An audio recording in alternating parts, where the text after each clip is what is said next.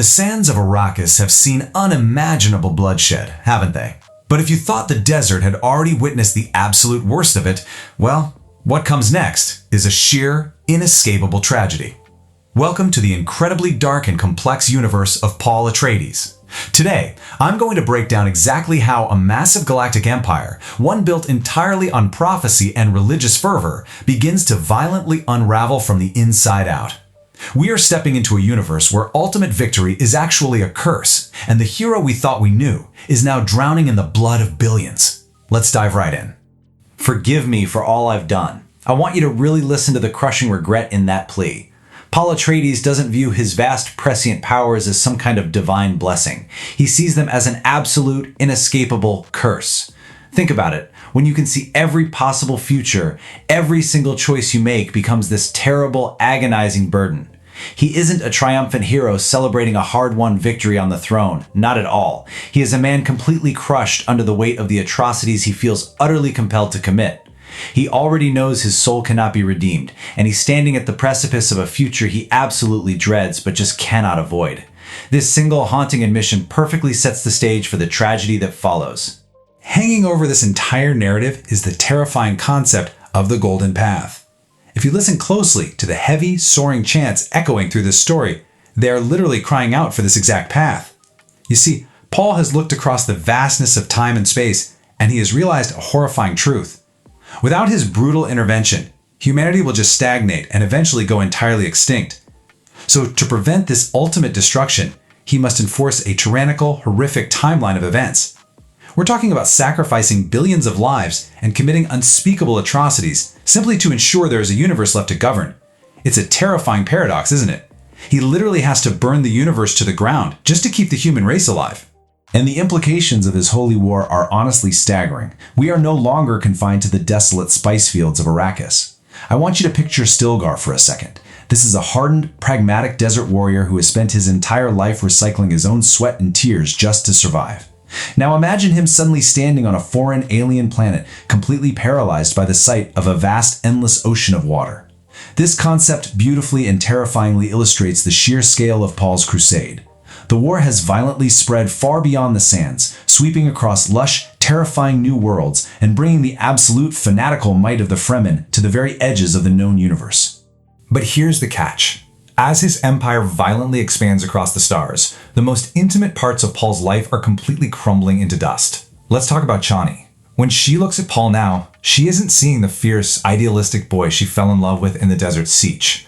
She's looking at a cold, distant emperor who broke his most sacred promises to her. Remember, he told her his place was on Arrakis, walking the sand with her people.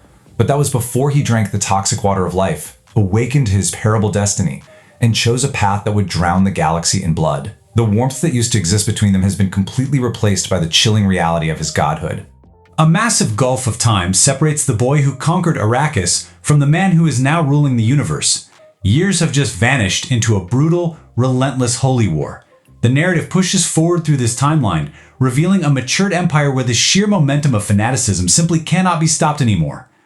Enough time has passed that Paul and Chani's children, the royal heirs, have been conceived and brought into this incredibly chaotic world. Yet, even as his political power has expanded to an unimaginable scale, the very foundation of his personal life, that profound bond he had with Chani, has completely rotted away beneath the heavy weight of the crown. There is a deeply sacred visual marker of a union in Fremen culture, a blue ribbon worn in the hair.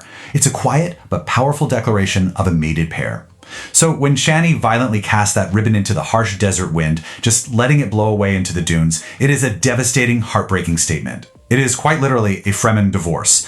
It's the ultimate marker of her profound sense of betrayal. She just cannot forgive Paul for drinking the water of life, for embracing the Bene Gesserit manipulation, and ultimately for choosing a path of endless fanatic war over the love and the simple life they once promised each other. Now that massive passage of time we just discussed fundamentally alters the entire Atreides family dynamic, but most notably through Paul's younger sister, Alia. She is no longer that eerie toddler wandering the battlefields. She has grown into a formidable, deeply unstable 20-something woman, brought to life with a chilling, unblinking intensity. She isn't just some imperial princess. She is a hyper-aware entity burdened with knowledge no human mind was ever meant to carry. And to truly understand her terrifying, volatile nature, we have to look back at the original sin that created her in the first place. Remember when Lady Jessica drank the intensely poisonous water of life to become a Reverend Mother? Well, she was secretly pregnant at the time. That single desperate act awakened Alia to the full, overwhelming powers and genetic memories of her ancestors while she was still just an unborn fetus. The Bene Gesserit fiercely and terrifiedly call this an abomination, and honestly, for very good reason. An unborn mind has absolutely zero personal identity or psychological defenses prepared for the maddening, crushing weight of thousands of past personalities suddenly flooding their consciousness. Because of this, Alia was born cursed, constantly and violently threatened by the overwhelming danger of being entirely possessed by the darkest souls of our ancestors. And this internal ancestral madness, it violently manifests outwardly in the physical world. Picture Alia walking calmly, almost ethereally, past rows of brutally crucified bodies left to decay under the harsh Arrakis sun. That massive, brutal temple looming in the background, that doesn't belong to Paul. That is the temple of Saint Alia of the Knife. It strongly signals her terrifying descent into absolute madness and zealotry. She is fully succumbing to the crushing weight of the abomination, acting out with a level of cruelty and religious fanaticism that not only rivals, but perhaps even exceeds Paul's darkest, most desperate moments. Now, amidst this unstoppable holy war and creeping family madness, a desperate, high-stakes political thriller is unfolding in the deepest shadows of the Empire. I want you to ask yourself, how do you assassinate a god? How do you defeat an all-powerful emperor who can literally see every timeline, every betrayal, and every single future before it even happens? Well, the answer is that you cannot do it alone. Multiple incredibly powerful factions who once absolutely despised each other, but are now completely terrified of Paul's absolute, inescapable rule, are forced to ally in the dark, weaving complex conspiracies together just to survive. Let's break down how you kill a man who can see the future. You have to create a temporal blind spot so massive and so intensely personal that he cannot possibly look away. Princess Irulan and the Bene Gesserit Sisterhood are operating out of pure existential dread here. As a Bene Gesserit herself, Irulan acutely understands the sheer magnitude of Paul's powers. She is utterly terrified that his prescient gaze will expose their every treacherous move. They realize pretty quickly that conventional warfare is completely useless against an omniscient foe. They know they must plot not with armies, but with secrets, genetic manipulation, and profound psychological warfare. But creating that massive blind spot requires bizarre, highly unnatural allies from the furthest, darkest reaches of the universe. Enter Skikal, a shape-shifting face dancer from the incredibly secretive and deeply strange Bennett Tlalexu, who operate with motivations that are entirely alien to the Atreides. Alongside him, you have the deeply mutated Spacing Guild navigator Edric, floating around in his specialized spice-filled transport pod. These specialized factions rely entirely on the precise flow of the spice trade that Paul now utterly dominates. Out of sheer desperation, they are pooling their strangest, most dangerous resources to orchestrate the Emperor's downfall from outside his field of vision.